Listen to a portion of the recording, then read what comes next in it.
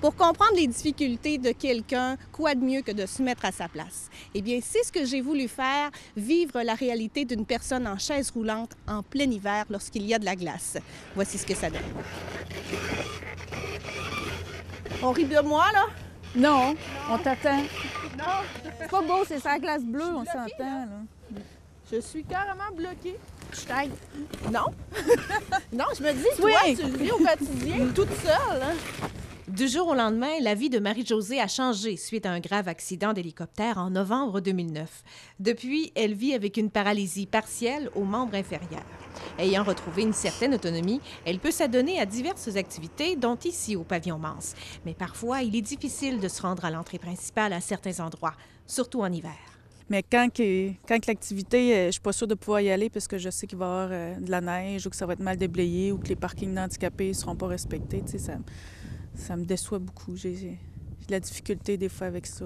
Est-ce qu'il y a de l'intolérance que vous vivez un petit peu, des gens qui veulent pas, autant en voiture ou un peu partout que vous vivez? Bien, c'est sûr que souvent, c'est le non-respect, mettons, des parkings d'handicapés ou que des fois, je peux pas rembarquer ma chaise roulante dans mon véhicule parce que il y a quelqu'un de stationné comme trop collé à côté de moi, puis c'est impossible pour moi d'ouvrir ma porte. Qu'est-ce que vous faites, là? Vous attendez? Mais on n'a pas le choix, on attend. Ça vous prend combien de dégagement, en fait?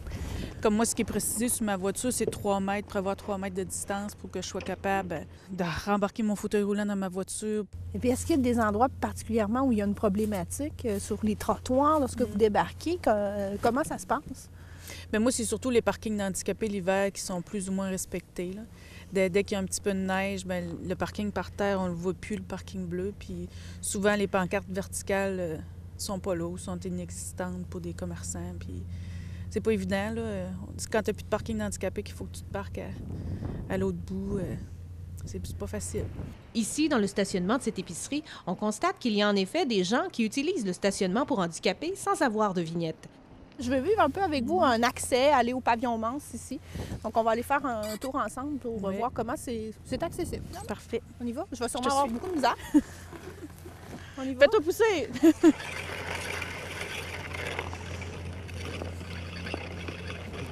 On a une petite côte, tu me disais, là-bas. Ouais, celle-là... Elle fait peur un peu, hein? Moi, je viens souvent avec ma marchette parce qu'en chaise roulante, je suis pas certaine de la côte. OK. On va essayer. Peut-être que je vais l'avoir. Mais là, peut-être, mais je vais rester collée avec toi. T'es-tu correct, là? Oui, oui. Tu me suis? Ça avance. T'es-tu là? Je suis là. OK. Je touche pas. Non, tu vois, pas capable. Alors, ça prend pas une énorme côte. Bernard Forbes est atteint de sclérose en plaques. Grâce à son quadriporteur, il peut faire lui-même ses emplettes et jouir de son autonomie. Cependant, il y a souvent des embûches sur sa route. C'est surtout l'hiver, comme les traverses de piétons, aller peser sur le petit piton. Ça arrive souvent que c'est mal déblayé, vraiment mal. Comment vous vous y prenez ici? Faut que je passe le long de la rue puis je grimpe au piton. Le long de la rue face au véhicule? Oui. J'ai pas le OK. choix, je peux pas passer par l'autre bord. OK, allons-y. C'est bien de neiger, mais c'est pas toujours le cas, là. Non. Souvent, là, je suis obligé d'arrêter sur le bord de la rue là et d'y aller à pied.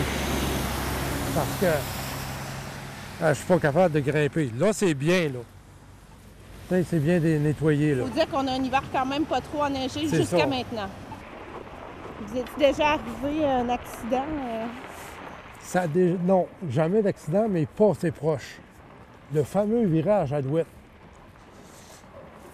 Le char j'ai arrêté, puis à peu près 2-3 pouces plus loin, le char a passé. La table de concertation des associations de personnes handicapées de la Côte-Nord est au fait des problématiques que vivent les personnes à mobilité réduite. Chaque regroupement régional, comme la table ici, on apporte une réalité terrain sur ce qui se passe dans nos régions. L'accessibilité, dans le fond, pour les personnes handicapées, ça nous interpelle beaucoup et on a des tables locales où la Ville de Bécomo siège et des organismes, justement, qui, ensemble, on va être capable de rapporter les situations où ce que ça demande correction. Toutes les villes de 15 000 habitants et plus ont l'obligation d'avoir une politique à l'égard des personnes handicapées.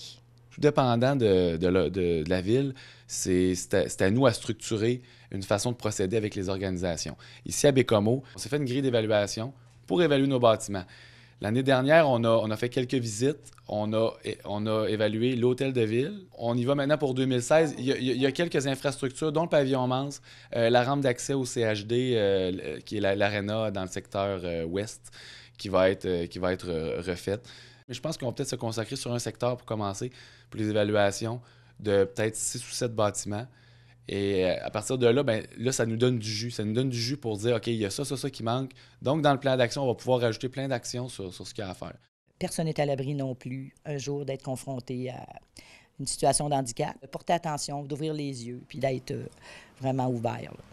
Respecter ceux-là qui sont comme handicapés, parce que je pense pour une personne handicapée, même si ça ne se voit pas, parce que je suis capable de marcher, puis il faut prendre la vie comme qu'elle vient, puis il ne faut pas avoir peur de foncer dedans.